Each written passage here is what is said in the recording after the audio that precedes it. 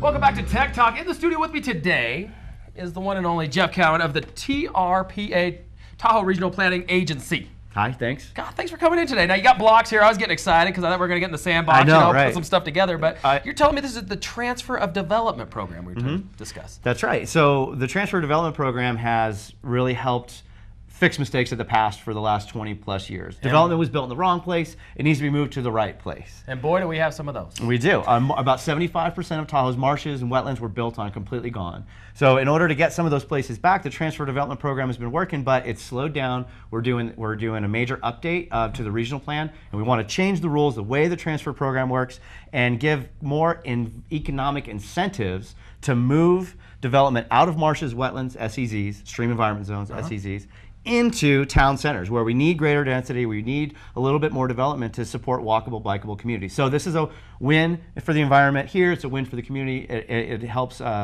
encourage environmental redevelopment, revitalization, reinvestment in our town centers. So let's get into it. I know, because I was really hoping to get on Tech Talk so we could talk really down in the nitty gritty. Well, I'm guessing this is Highway 50 coming across here. You know, this is any highway in Tahoe. This basic little plat map here, you can see this model just about everywhere. We've had development built in the 1950s around the car. Commercial centers, no, these are buildings. So commercial centers were built one story, nice and flat, a lot of coverage, big footprint, all the way back away from the street, so parking's in the front. This sends a message to people that you're supposed to drive here. Like, look at the way this motel is built. This sends a message, hey, park here, park here, park here. But when we ask someone to redevelop their site, we actually want them to, first of all, move their development up closer to the street. So you're talking about picking up a building and moving it? No, the building's probably going to have to be raised in some cases. So this gets really expensive, which is why where's the money come from? There's economic incentives, right? Exactly, thank you. Okay, so, and the other thing too is that we kind of want a smaller footprint.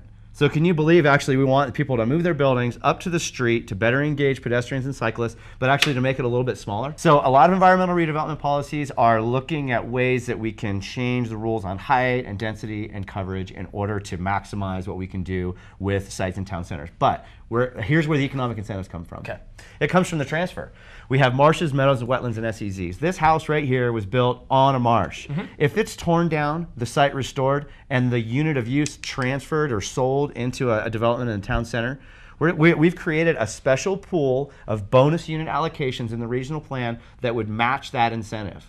So people are getting match paid. that as an incentive. So what they get is they get 2 additional units of use for free out of the pool. Now the reason those are valuable is because we capped all development rights in the basin.